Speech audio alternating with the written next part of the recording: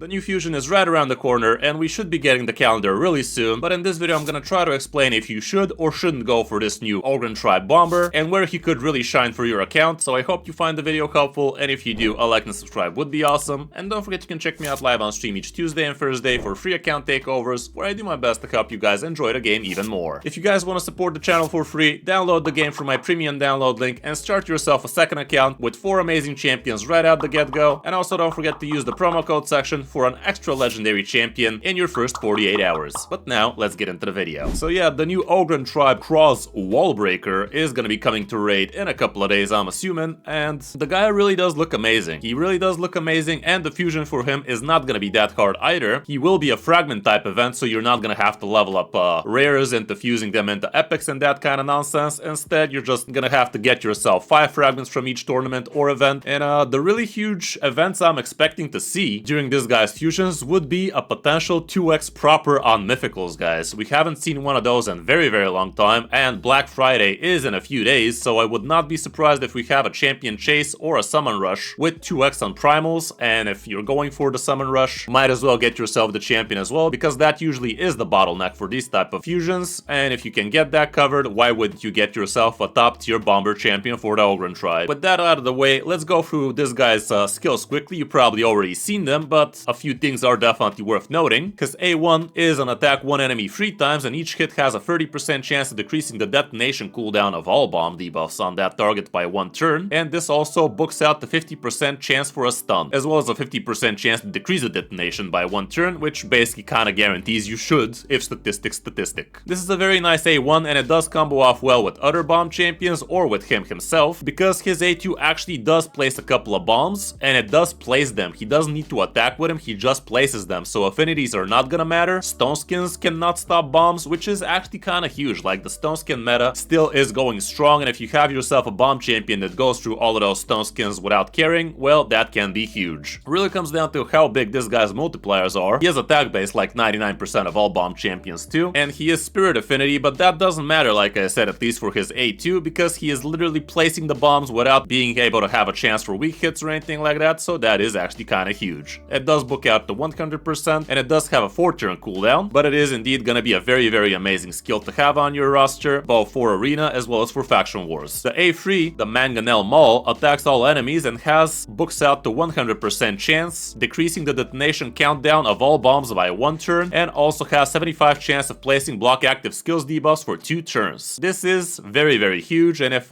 people haven't been farming the Chronophage set too much, this would be indeed very amazing. And also I forgot to mention, the A2 also fills this champion's turn meter by 25% for each enemy with a bomb. So if you land all bombs, does this mean you literally get an extra turn? Kinda sounds like it, doesn't it? So what's gonna happen? You A2 and then instantly A3, reduce the detonation of all bombs by 1 turn, and also block active skills. Well, that's kinda huge. And he also has a pretty neat passive for this kind of kit. Fills all allied turn meters by 5% each time a bomb debuff detonates, and also has a 20% chance of activating an instant turn effect on this champion whenever an ally or an enemy is killed by a bomb debuff. So basically, even if this guy's bombs don't deal that much damage, he will be quite the utility champion for a lot of arena teams. Both with huge turn meter boost potential for your champions, as well as block active skills should be insane. And the aura, last but not least, is increased all ally attack in all battles by 30%, which is okay at best. So yeah, all around this is quite the nice bomb champion kit, and it would work well both with and without a second bomb champion on the team. But yeah, if you have Nishak next to him, things might go 0 to 60 real freaking fast. And the really huge thing about this guy is he is from the Ogryn Tribe. Ogryn Tribes have been notoriously hard to actually finish faction wars hard with, so even if you haven't reached that bridge yet, this should still be an argument for you to have this guy on your roster, because he will be definitely of huge help both in damage wise as well as in control and utility for your faction wars hard Ogryn Tribe teams. So yeah, nowadays it's a very hard decision to be skipping a fusion, guys. I don't know, if I had the option to get a champion from a fusion, I always would. Even if it turns out useless, it's still an extra champion you're gonna have in your arsenal for some restricted type of content like Citrados, secret rooms, and anything else Raid might throw at us in the future. Like, we all thought a lot of champions were useless until Faction Wars card came into town, and now a lot of Vault champions have been booked out, glyphed out, and everything in between, and they have been helping us quite a lot. So when we combine all of these factors together, a potential 2x Primal coming to Raid, him helping you in Faction Wars, him helping you in 3v3 Arena, Live Arena, Classic Arena, as well as the potential of other huge content coming to Raid really soon. Like we have heard, we should be expecting some new bosses coming to Raid in the next few months, I'm assuming. All of that combined definitely does point to this champion being worth getting. And we definitely did have an entire week to actually take a little bit of a break out of the game. So if you have been resourceful and if you have been beating yourself Demon Lord and whatnot, you should have yourself a decent amount of shards already. And like I said, the fusion type for this guy would be of the easy kind, just a fragment gathering type of deal. And you don't even need to actually fuse the champion at the end when the fusion is over. You could actually save it for when you actually need extra points for something like a champion chase or something. So yeah, do let me know in the comments if you guys are gonna be going out for this guy. I myself always am going for fusions nowadays. I mean, what else am I gonna do? Like, if I don't go for fusions, the game feels kind of boring, not gonna lie. And all around, if you guys have been doing your clan bosses on a daily basis, as long as you clear both Nightmare and Ultra Nightmare clan boss each month, you should be getting yourself about 12 sacred shards out of them alone. And if you guys have been checking out my guides about how much shards you could be farming yourself each month, you're gonna realize that the game actually does allow you to finish off every single fusion out there back to back to back, as long as you're resourceful, as long as you have a good strategy, and as long as you know what you're doing. I will do my best to give you guys a fusion calendar once that one is out in a few days, maybe tomorrow, maybe the day after, so be on the lookout for that on the channel if you guys want to know how you can actually double or triple or even quadruple dip into all of the events for a much better chance of actually completing this without having to worry about your resources. And also one last thing about bomb champions, they are quite the unique beast of their own. The interesting thing about bomb champions is you need to build them with as high attack as possible, or basically as high stat they need for their damage amplification to happen as possible, but 9 times out of 10 that is going to be indeed attack. I think there's only a single HP based bomber, isn't there? The mythical Ogre Idiot. But yeah, if you want to see good damage, good multipliers on your bomb champions, you don't care about crit rate, you don't care about crit damage. Bombs do not crit, they don't scale off crit damage either, so you can ignore completely crit damage and crit rate, and that's the reason why attack percent gloves are actually super valuable for that type of champion. So yeah, if you were ever wondering what to do with your attack percent gauntlets, that's where they go. Slap them on your bomb champions, build them with good enough accuracy, good enough speed, and as high attack as possible, and you should be golden. Same can be said for the amulets. Here again, you are looking for attack main stat on the amulet. The ring should definitely be attack plus attack percent if you have one of those. In my case, I just went for pinpoint for extra speed and accuracy, and the banner again should be probably attack with attack percent and speed, but accuracy with attack percent and speed might also get the job done. So yeah, just wanted to point out this is the reason why attack percent gloves are actually useful. Same can be said for the attack based banners, that kind of stuff. So if you do get yourself the new bomb fusion, these are a few tips you need to know when building them. That would definitely increase the damage and the usability of that champion quite a lot. But yeah, you are gonna need a good amount of speed on him too, because he does have quite the good utility, and also you will need a good amount of accuracy because the bombs need to have accuracy for them to land. And the cool thing about the bombs is they go through even stone skins, which is absolutely huge. So yeah guys, I hope you found the video helpful. If you did, like, subscribe, all of that good stuff, and don't forget you can check me out live on stream each Tuesday and Thursday for free account takeovers, where I do my best to help you guys out to enjoy Raid even more. Start yourself a second fresh account if you want to support the channel for free through my premium download link, and get yourself 4 amazing champions in your first, as well as use the promo code section for an extra legendary champion right out the get-go. Thanks for watching, I'm Kroz 5, and I'll see you in my next video or stream.